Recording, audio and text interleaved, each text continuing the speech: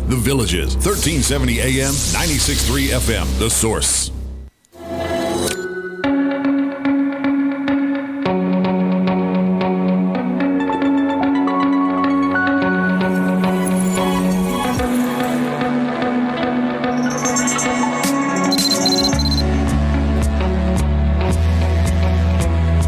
Thank you for tuning in Friday morning, 7 minutes after 10 o'clock. You know, here's a weird thing. This is just going to just reinforce that I have a weird mind or something. The other day, I was thinking about how long it has been since 2001. And the same amount of time has passed since 2001 as passed from the time I was born until the time I moved to Florida. So, and it seems like those first 16, 17 years of my life were, I talk about them all the time. I wonder if you do too. I wonder if you think about your early life as much as I do. I wonder if we all do this. I don't know. It seems like when you talk to somebody and they say, oh gosh, I remember when I was in high school, and they'll be 80 years old and they're still remembering those early years. Well, that is the time of our life when we learn so much. And that's why, I mean, you just know if you look into your own self, why it's important that we pay attention to children during the early years, their education. Alise McGregor is with Little Newtons, and she's a registered nurse. She's the founder of Little Newtons, which is described as an exceptional child care center focusing on early childhood education.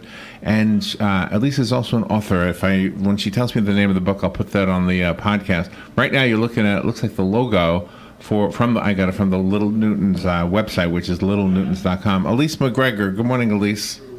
Good morning, Larry. Where are you? Where are you calling from? Minnesota.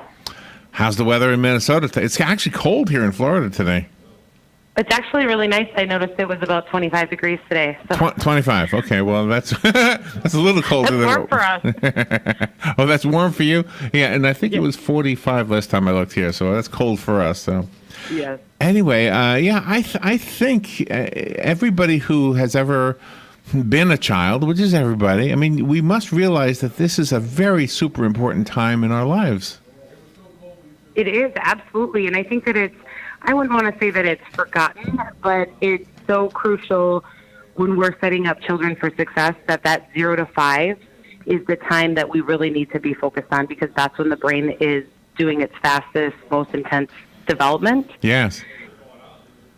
And I think it's hard because we think of them as, a baby or like a little toddler, and I don't want to say they're pushed aside, but we focus more on kindergarten, first, second, all the way through high school, and where they really need that education is the 0 to 5. I agree. Oh my gosh, I agree. I can remember when my son is now 31, and I can remember when he was little, from the day he was born until the time he started going to school, and then even after that, of course. I mean, anything I could do to help him learn something, take him to a museum, show him how to write the alphabet. I mean, just little things like that, I think gave him a little bit of a head start when he actually got to school. Well, it is true, and they can learn the things when they're very little, and I think that we don't give them that credit that taking them to a museum is a big deal for a little child, and we just have that focus that, oh, they're little, we're teaching them how to walk. Yeah, you need to teach them how to walk, but you also need to teach them how to talk and how the world works in that time frame, or when we're trying to do it when they're 5 or 6, yes, their brain is already 90% developed. I know, and you realize how important it is to be the role model or be the teacher. We talked one day about magic words and how magic words are not just fairy tales. That when a child is young, if you tell that child you are amazing, you're going to be anything you want to be.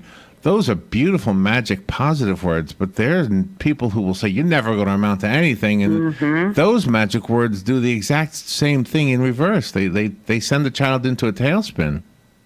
Well, and that is a really good point, because we're focused on academics, we're also focused on self-identification and empathy and all of those different things that they do need in that age group. And what's funny is you can see a child that picks up the phone during dramatic play, and how they answer the phone is probably exactly how their parents answer the phone. But we as adults don't think that they're watching every move that you're making. They're learning from you while you're not structurally teaching them, if that makes sense. So do you offer things that we're here in Florida? So how do we benefit from the website? So the book that I have called Creating BookBrilliance is coming out that explains my passion and the reason why we need to focus on that 0 to 5, because with our education and where we're focused 5 to 12th grade is really missing that piece. So that's a lot of what the book is about, is the importance of 0 to 5 education. Is the book out yet? No, it will be out in the next 3 months. Okay, so it'll be called Creating BookBrilliance. And give us a thumbnail sketch of what is in the book. It goes from the brain development from infancy through 5 years old and why we need to educate at that age. And it also gives different parts of the Little Newton's curriculum that I developed and how we see children at age 5 that can read, that know their presidents, they know, the periodic elements, all of those aspects, and how anyone, whether you're in Florida, Washington, wherever you are, we can educate children. It doesn't have to be the Little Newton's curriculum. It's just a different mindset of how we look at children in general. When a new parent, somebody who's never had any children before, they listen to this, they eat it up, they can't wait for that child to be born and for them to start teaching this new human being about this world. The one thing that is often too much to deal with is which books. So do you help with that? Like how do you know which books are the best books to read to a child? Honestly, reading to a child just in general builds their literacy skills and makes their brains connect. And so there isn't a good book or a bad book or, a picture book or just a word book. Anytime that a child is being read to is growing their literacy abilities.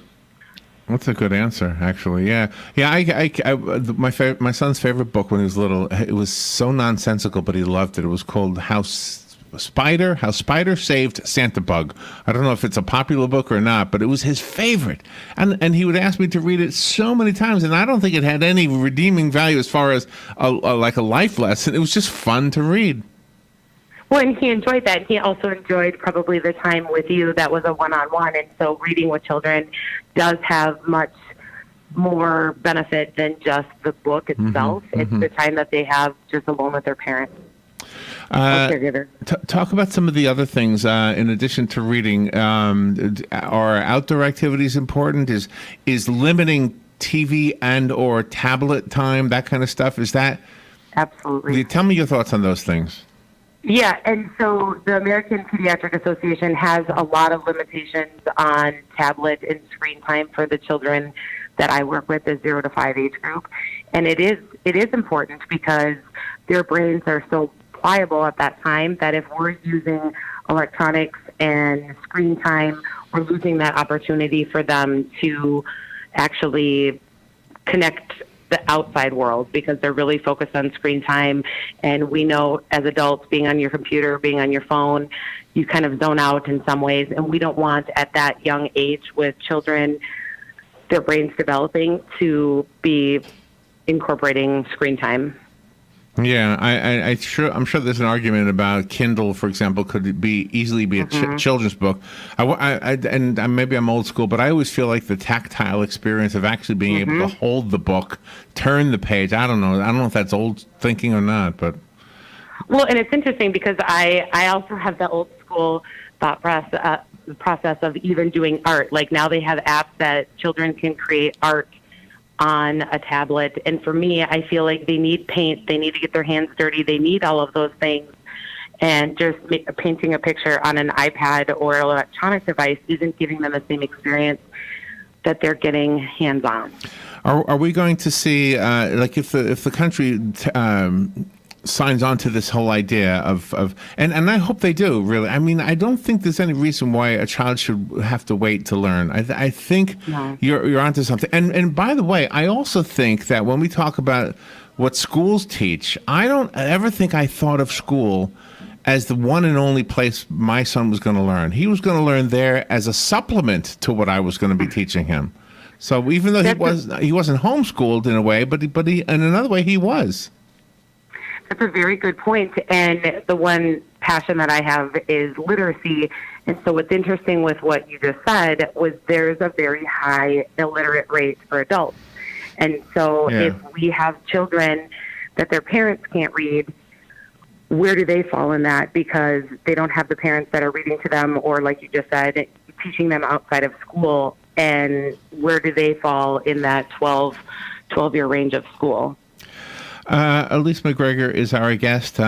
She's the founder of Little Newtons, an exceptional child care center focusing on early childhood education. The book that you have coming out soon is called Creating BookBrilliance.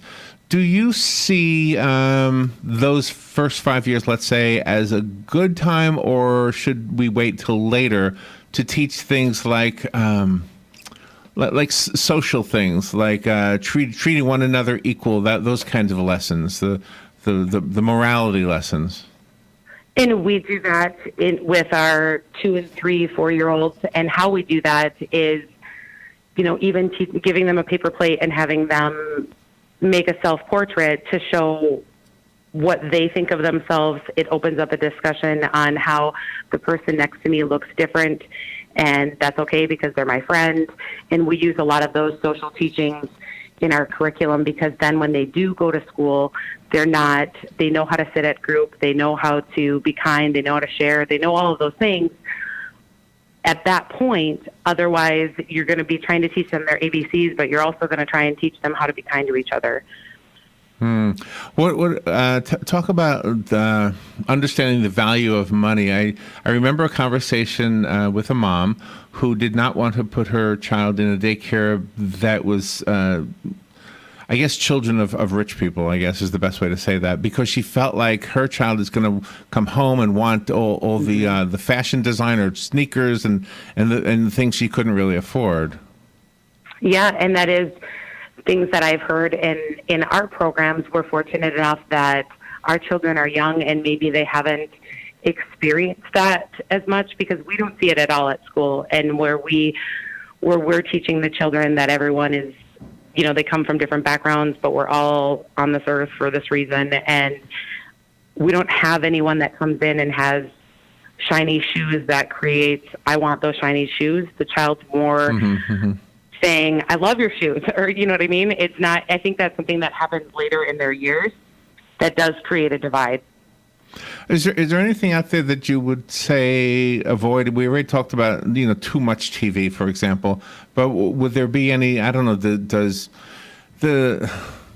I don't know if the Me Too movement has done this, or just starting to become aware that when movies like Cinderella, which had no ill intent, it was just intended to be a good story. But on the other hand, it also sort of kind of taught girls that, the way you're going to be successful in this world is to meet this guy who's going to solve all your problems. And we're starting to rethink that thinking. Do you have any guidelines for that? Like, this is a good story, but you're going to have to balance it out with fill in the blank.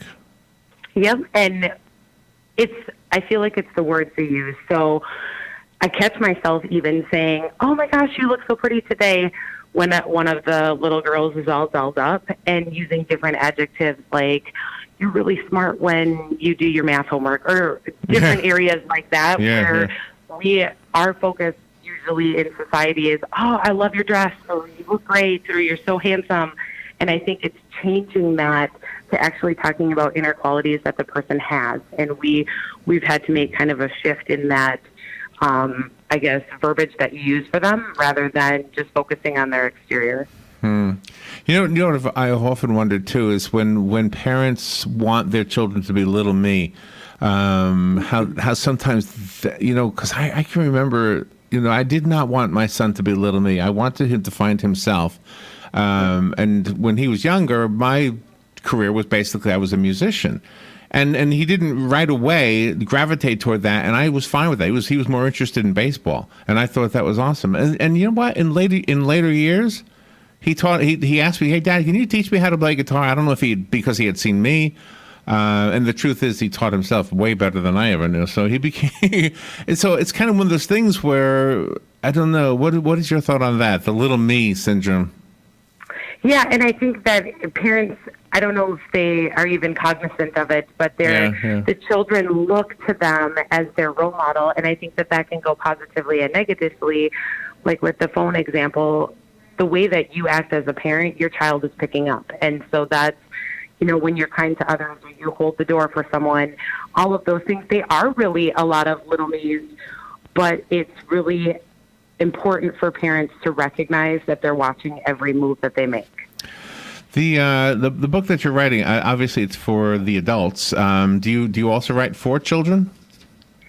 No, this is my first book that's about how we educate and how, children can be affected by really intense, structured academics. And will you be? I saw that on your website you have a book tour, but it looks like it's only from the Little Newton's facilities. Will you be doing a radio book tour for the rest of us? Yeah, and once it gets out and I can start, showing what it's about and the content of it, absolutely. Because I think it's important. And like I said, it's not necessarily related to, only the Little Newton's philosophy and the facilities, but it's just kind of putting that out there that we can educate children differently. And it's important if, children are a future, and if we're focused on educating them at a very young age as a balance. I mean, you talk about outdoor activities. We do all kinds of fun things. It's not just intense academics, but we're starting at a later age, and I feel like we need to start earlier. Robin McBlain is my partner, and she just got into the studio. She was out doing something else, and I know she has a lot of thoughts on this. Robin is a mom herself.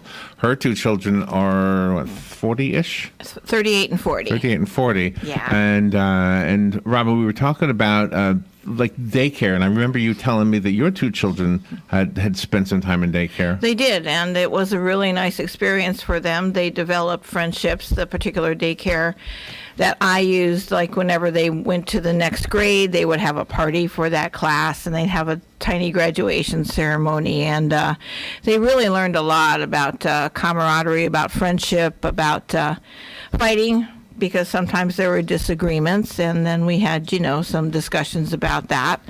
And but I think on the most part, for my children, in my case, it was wonderful. I would have preferred to be a stay-at-home mom, but it didn't work out that way. But I would drop them off in the morning after I fed them breakfast. They would get a hot lunch, and they would get a snack, and then I'd be there by 5:30 to pick them up and then take them home and make dinner.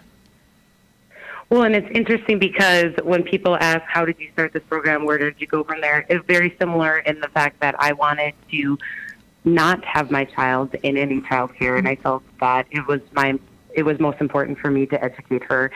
And now with, 800 children and 5 locations, it's interesting to see. I've really learned a lot about the social benefits of them being in school as well.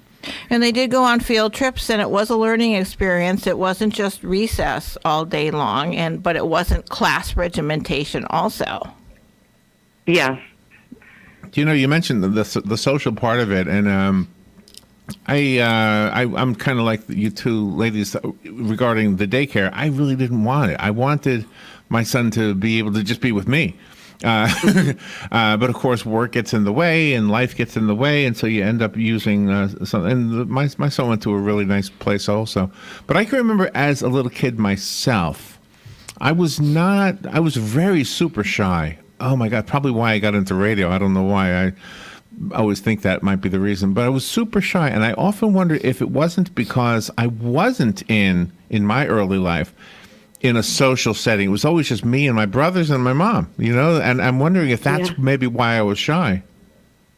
That's really interesting because when I look at growing up myself, I also was home with my mom.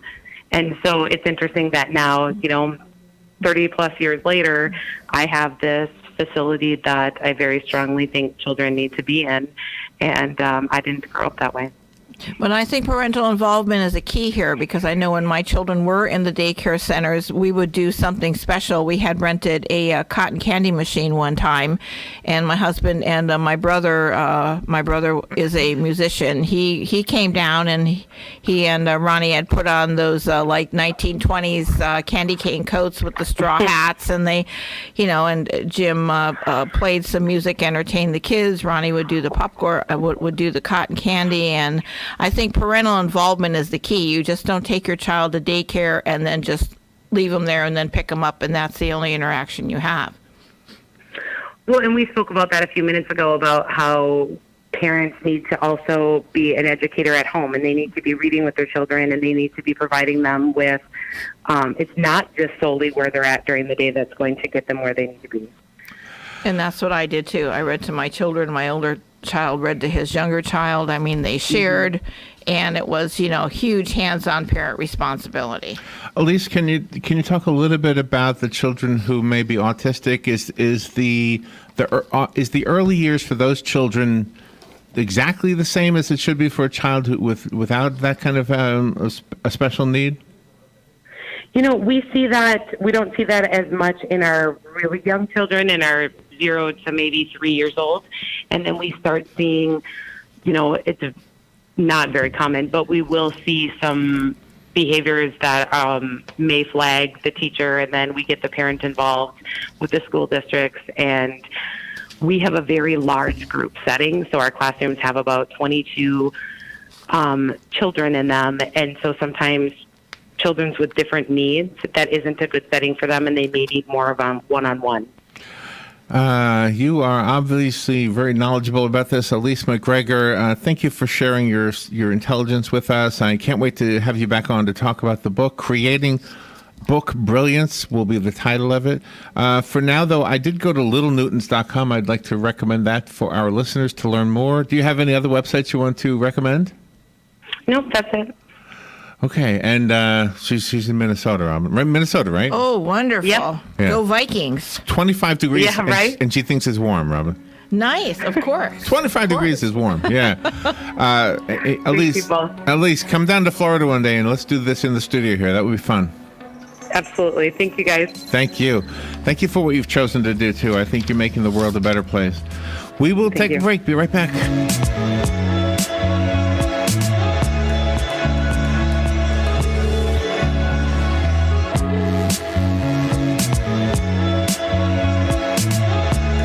Here is your 1-minute news brief. The Ocala Police Department is investigating a report of a card skimming device installed at the SunTrust Bank ATM